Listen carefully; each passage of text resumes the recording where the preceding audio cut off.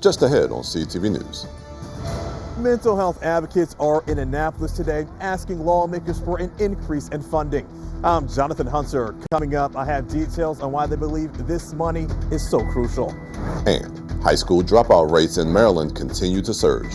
Plus, Governor Moore participates in a fireside chat with the Maryland Chamber of Commerce. Economies aren't built on government.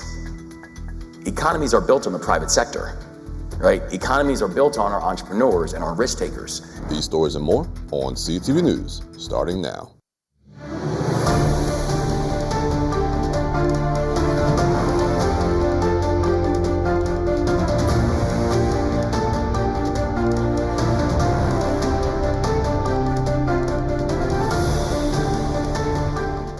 Good evening. It is February 26th, and welcome to CTV News. I'm Brandon Williams. And I'm Michaela Newton. Thanks so much for joining us.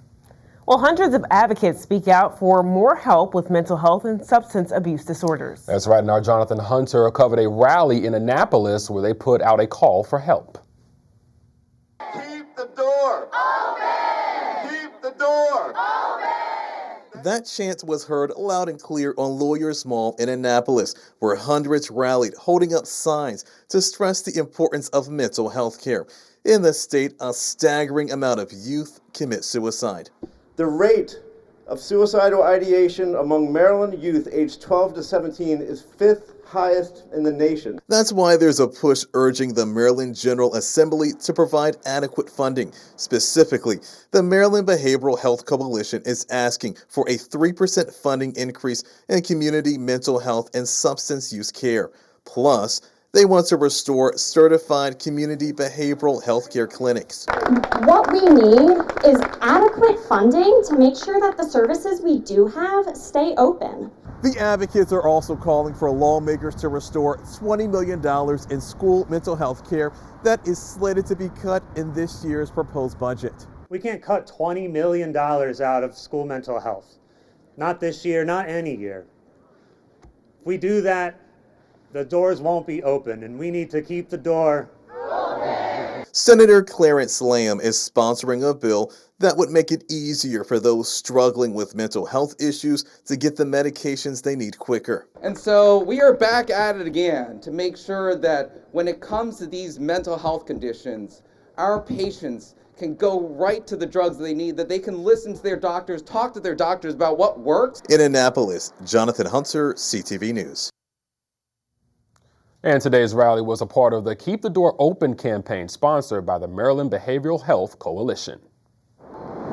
And Maryland high school dropout rates are climbing to levels not seen in more than a decade, even as education spending grows. Governor Wes Moore says schools are on track to become the nation's best, backed by billions in funding. But data from the Maryland State Department of Education shows otherwise. By 2025, the dropout rate had surged to 9.9%, a 33% increase over 5 school years and a 13-year high. Some say it raises questions about whether those investments are translating into results. And Maryland has joined a lawsuit against the Center for Disease Control and Prevention. This all stems from a decision made by the CDC and the Trump administration to overhaul the National Childhood Immunization Schedule. The lawsuit was filed on Tuesday in California and is being led by Democratic Attorneys General from Arizona and California. Maryland Attorney General Anthony Brown and Attorney Generals from 11 other states have joined the suit, including Pennsylvania Governor Josh Shapiro. The suit also names the U.S. Department of Health and Human Services and CDC's respective leaders. And attorneys for Kilmar Abrego Garcia are pushing to dismiss human smuggling charges against him.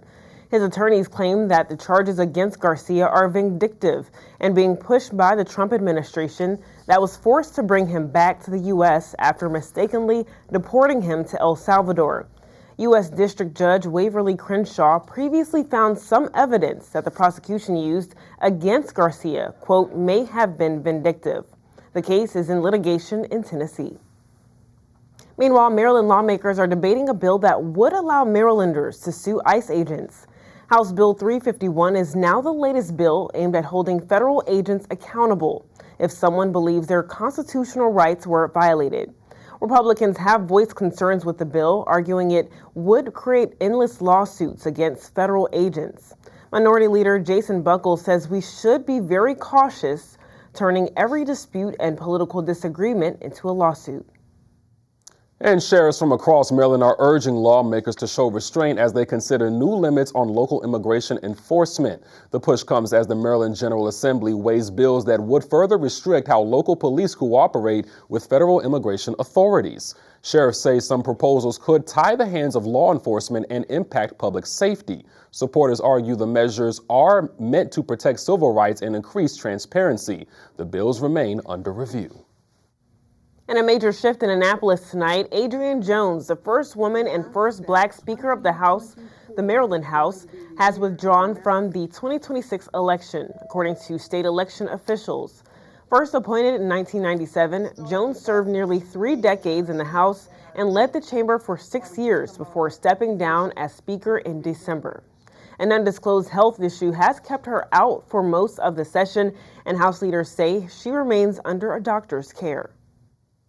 Maryland's top leader talks the state of doing business in Maryland. The Maryland Chamber of Commerce hosted its 2026 Maryland Business Outlook event in Annapolis. The guest host was Governor Wes Moore, who took part in a one-on-one chat with Gracelyn McDermott of Kaiser Permanente.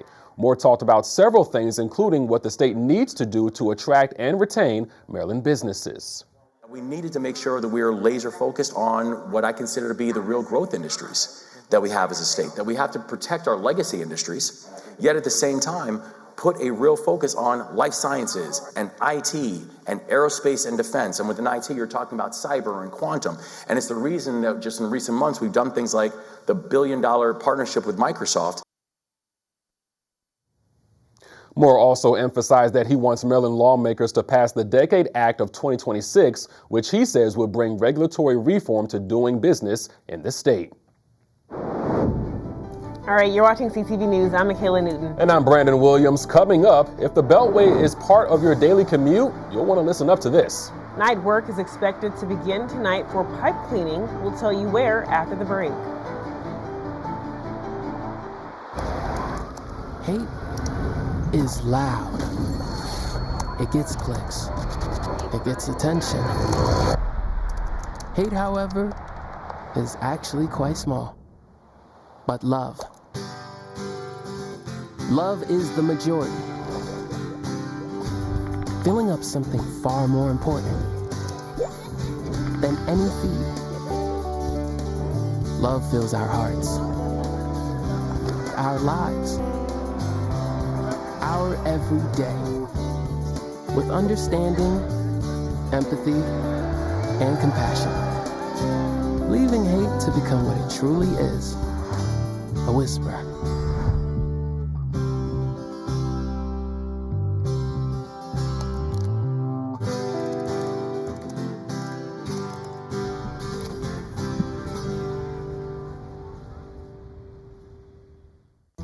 Our America, built on determination and grit. But today, millions of our hardworking neighbors are facing a hunger crisis, many for the very first time. Even with 2 full-time jobs, it gets hard to make ends meet. We're Feeding America. Not just a name, but an action. Working with over 200 local food banks to provide food to every neighbor who needs it. Because we're not just giving food, we're fueling resilience. We're Feeding America. Learn more at feedingamerica.org. We're all just trying to keep things running for those who rely on us. That's why we don't have time to be sick with the flu. We don't have time for delays. Ready! We don't have time for spills. Next. We don't have time for setbacks. Let's be real. Getting the flu shot helps you fight the flu. Get a flu shot for yourself and those around you too. Welcome back. One person is in custody for a house fire in Coral Hills yesterday. Firefighters arrived at the 4900 block of Marlboro Pike around 5:30 p.m. And according to the investigation, the flames from the 2-story home looked like they came from a set fire. One adult male was taken into custody with serious but non-life-threatening injuries. No charges have been filed at this time. And Maryland transportation crews will be out working on a major highway in Prince George's tonight. Crews will be on the Capitol Beltway from Livingston Road to Auth Road for a resurfacing project beginning tonight until tomorrow. Drivers should be aware that the inner loop on I-95 and I-495 at exit 7B ramp to Branch Avenue will be closed. Crews will also shut down northbound I-95 and I-495 at exit 4B ramp to westbound St. Barnabas Road. And some good news to report. The National Safety Council says U.S. traffic deaths are down. A preliminary analysis shows a 12% decrease in the number of U.S. traffic deaths last year compared to the previous year. Both D.C. and Maryland safety improvements exceed the national average. In Maryland, the number of motor vehicle deaths was reduced by 16% with 94 fewer deaths. The council said it will continue to advocate for proven safety technologies, including speed safety cameras and devices that prevent impaired drivers from starting a car. And boating and fishing are set to resume along with parts of the Potomac River after a massive sewage spill prompted weeks of warnings. D.C. health officials say bacteria levels in the water have dropped significantly since the sewer line collapsed in January. The collapse sent millions of gallons of raw sewage into the river. The district plans to lift its advisory against recreational contact, but swimming will still not be permitted. D.C. officials shared what assistance they received from the federal government to tackle this crisis. We also have FEMA on site with us, working out of the Emergency Operations Center just up the street, providing coordination with the federal agencies. We have the Environmental Protection Agency helping us with testing. Repairs and remediation of the Potomac River sewer line are estimated to cost about $20 million. And earlier today, U.S. Senator Chris Van Hollen attended a virtual press conference hosted by the League of Conservation Voters to launch its 2025 National Environmental Scorecard. Each year, LCV publishes a scorecard evaluating the voting records of members of Congress on environmental issues. It scores members of Congress on how often they voted in favor of people and the planet. Here's what Van Hollen had to say about his score. We all know that voters are faced with a blizzard. In addition to having a lot of things going on in their own lives, they're faced with a blizzard of information, including lots of misinformation. So if they can just go to the LCV scorecard and look at that source and say, aha, I know how that member of Congress voted on things I care about. So that's why I'm grateful to, that you do what you do. And I'm proud to have gotten 100%. And Van Hollen highlighted his continued push to protect clean air and water. Meanwhile, the Maryland Business Clergy Partnership is throwing its support behind County Council member Walla Blagay in the race for Maryland's 5th Congressional District. The nonpartisan group formally endorsed Blagay during an event yesterday morning in Oxon Hill. They represent hundreds of businesses and churches across the state. Blagay says she's stepping up amid federal workforce cuts and contractor disruptions that have impacted Maryland families and small businesses. She enters a crowded and competitive race with roughly 30 candidates in the running. It's not going to be an easy journey, but it will be a journey where we're going to target our community. We know where our votes are, we know where our support is, and we just need to get it. Blagay will face off against candidates in the Democratic primary, which is set for June 23rd. And the groundbreaking ceremony of the new Maryland Supreme Court building took place today, marking a major milestone in a construction project that is expected to take 3 years to complete, according to the Maryland Department of General Services. The new building will replace the Courts of Appeal building that was opened in 1972. Secretary of General Services Atif Qadri believes this is a great investment for the future. This facility is designed not only for today's needs, but for tomorrow's demands. It is adaptable. It is resilient.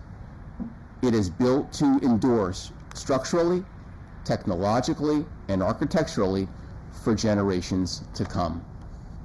In the months ahead, this site will transform. Steel will rise.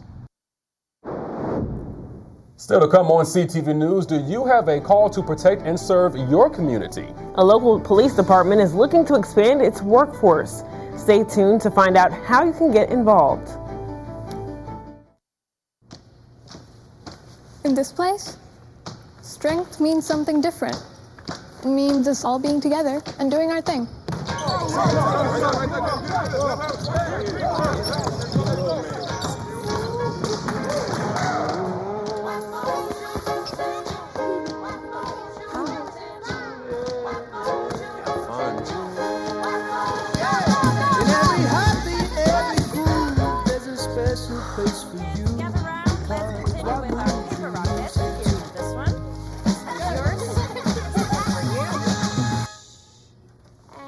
Let's move together.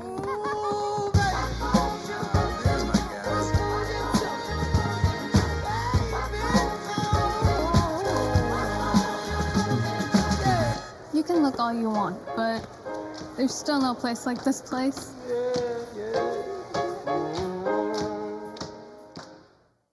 There's nearly 678,290,000 kids under 5 around the world. But what's so important about being 5? Well, children who live to age 5 are twice as likely to reach adulthood. That's why vaccines matter so much.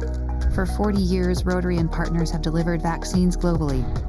Like here and even here, in your neighborhood and around the world, Rotary is ensuring children grow up safe from preventable diseases. Are you looking for more in this world? Then we are looking for you. The big-hearted, the bold, those driven by purpose. We are the Peace Corps, volunteers, partners, communities in more than 60 countries, bringing our experience, joy, and passion to building a better world together. Are you ready to serve boldly, to go the distance to make a difference? Then we have a place where you belong. Join us. A local market's liquor license is up for a hearing next month. This all has to do with the Town Center Market in Riverdale Park. The Prince George's County Board of License Commission will hold a hearing on March 11th regarding the facility's alcohol license. The hearing will determine whether the business can continue to offer on-site alcohol under its current Class B Plus license. The College Park City Council plans to send a letter in support of Town Center Market. And the Bowie Police Department is looking to expand its workforce. With thousands of new homes being built in Bowie, the department is aiming to increase the number of officers by 25%. They plan to do this with implementing a faster hiring process, which will kick off this Saturday when the department holds its one-day hiring event. No prior experience is required, and applicants will be able to show up at headquarters at 8:30 a.m. to complete the physical agility test. Deputy Chief Robert Liberati gave us a rundown of what applicants can expect come Saturday. Come down and see us for this event. We'll gauge you, see if you're in shape. You got to be able to do push-ups, sit-ups. You got to do a 150-pound pull, run up and down a couple of stairs, and you got a 1.5-mile run that you got to be able to do. But if you're not quite in enough shape to do that, we'll gauge your shape and we'll see how far you are from completing those things and get you lined up for being able to pass that test. And to sweeten the deal, signing bonuses for applicants with no experience will start at $15,000, and applicants with experience will receive a $20,000 signing bonus. And some good news for job seekers. The City of Laurel and the Maryland Department of Labor had a job and resources fair. Hundreds of job seekers had access to local employers and resources like resume reviews and on-the-spot interviews to enhance employment opportunities. The fair was open to people seeking careers in state and local governments as well as the private sector. Marshall LeBlanc, Director of Human Services, said this fair is meant to create opportunities, especially for Marylanders. I just think it's a great opportunity for job seekers and employers to be able to connect under one roof, making sure everyone gets the opportunity to provide services, the opportunity to meet job seekers face to face, opportunity also to bring the community together. We were just having a discussion earlier about AI and the technology, and I just think sometimes we miss out having that face-to-face connection. So I'm just excited about this opportunity. For more information on the fair and employment opportunities, visit employpg.com.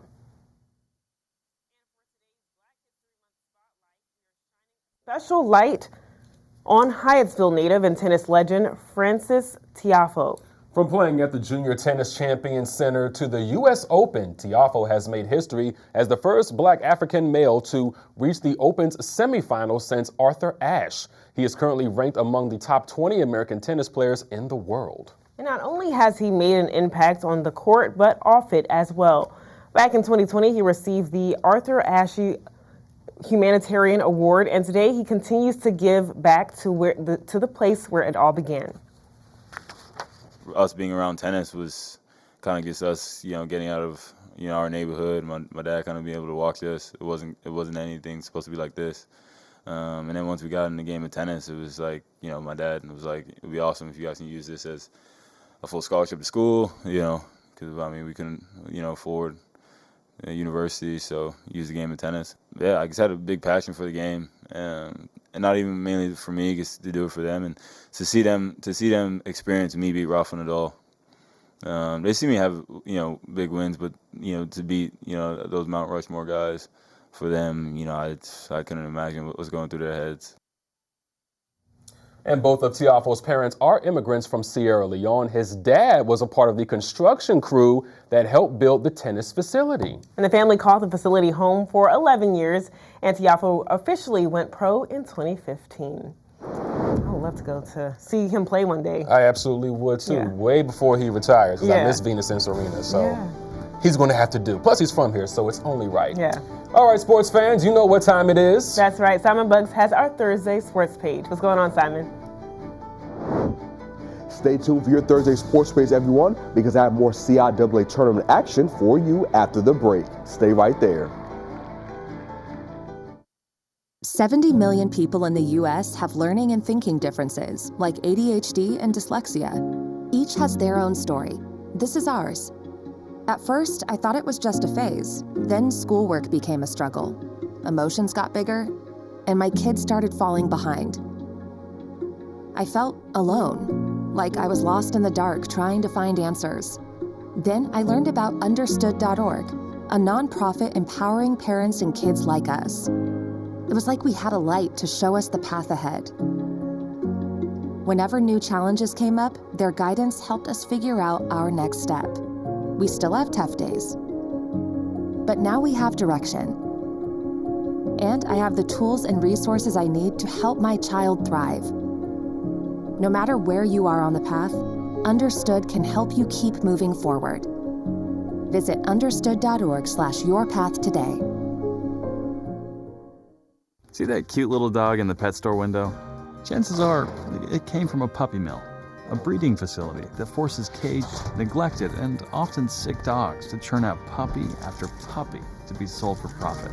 Meanwhile, millions of wonderful, healthy pets end up in animal shelters.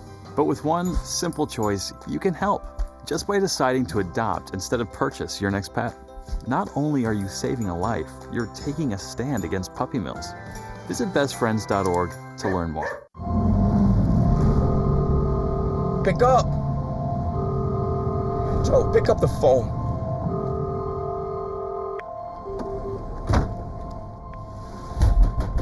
Open up, man.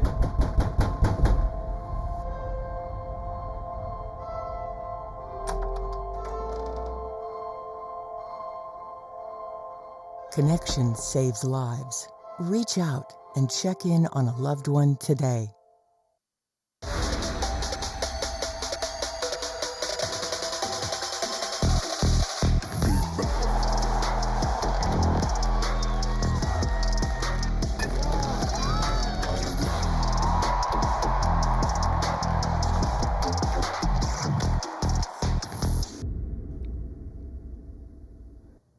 All right, sports fans, go ahead and grab a seat because the wait is finally over. It's time for your Thursday sports page. And we continue my coverage of the CIAA tournament as the Boise State women's basketball squad faced off against the number 4 seed in Livingstone College yesterday. The Lady Bulldogs got off to a quick start in the first quarter as this layup from Laker Cobb after the opening tip, this putback layup from Nyla Coleman, and this turnaround jumper from Maya Garner helped the team go on a 6-2 run. But as the quarter went on, the Lady Bluebirds went on a run of their own, and this made shot from downtown by Josiah Crawford tied the game at 14-all with a little under a minute to go in the first. Both teams ended up scoring one more basket before the end of the quarter and went into the second quarter tied at 16-all. Livingstone started off the second quarter very well, taking a 25-18 lead over Bowie. But the Lady Bulldogs said not so fast and made a comeback, going on a 9-2-0 run and even took the lead at 27-25. And Bowie kept the lead for the rest of the quarter and went into halftime with a 33-25 lead over Livingstone. And the Lady Bulldogs kept the lead for the rest of the game and beat the Lady Blue Bears 72-51 to advance to the semifinals. Bowie will either play Fayetteville State or Virginia Union tomorrow at 6 o'clock. And sticking with Bowie State basketball news, the men's team fell to Fayetteville State in the tournament yesterday, 86-83. And this game didn't just mark the end of the season for the team, but also the end of an era also, as head coach Darrell Brooks announced his retirement in the post-game press conference. The 2026 season marked the 16th year that Brooks was at the helm of his alma mater's team. And during that time span, Brooks recorded a 267 and 255 record, along with 2 CIAA titles. Definitely going to miss you, Coach. Meanwhile, the UMD football team continues to bolster the 2026 season with the signing of wide receiver Chris Durr Jr. Durr comes to Maryland after 2 productive seasons at Wyoming, and during his time as a Cowboy, the Chicago native totaled 117 yards and 5 touchdowns. And at Illinois High School, Durr was named first team All-Public League following his senior year. Durr has 2 years of eligibility remaining. Glad to have you in College Park, Chris. And that wraps up your Thursday sports page. Simon Buggs, CTV Sports. Have a good night, everyone. All right, thanks, Simon. Let's get a look at our 3-day weather forecast tonight. We'll have some areas of patchy fog. Tomorrow is going to be mostly sunny with a high of 52 degrees to kick off the weekend. Saturday, get ready. It'll be nice and sunny with a high of 61. Sunday will be partly sunny with a high of 49 and a low of 27, but unfortunately we have a 30% chance of snow. Say it ain't so. Yeah. And for our community calendar tomorrow morning, Watkins Nature Park is hosting a Dr. Seuss birthday celebration. Celebrate Dr. Seuss's birthday with us with puppet shows, engaging stories, and Seuss-inspired crafts and activities. This event takes place from 10 a.m. to noon. For questions or more information, contact the Nature Center at 301-218-6702. And have a story to tell? Well, you can reach out to our CTV News tip line. Give us a call at 301-386-4085, or you can send us an email to ctvnews@pgctv.org. And as always, we look forward to hearing from you. All right. Before we go, I just want to say, go Bulldogs. All right. Well, that's all the time we have for CTV News. Thanks so much for joining us. We'll see you guys again tomorrow. Have a good night.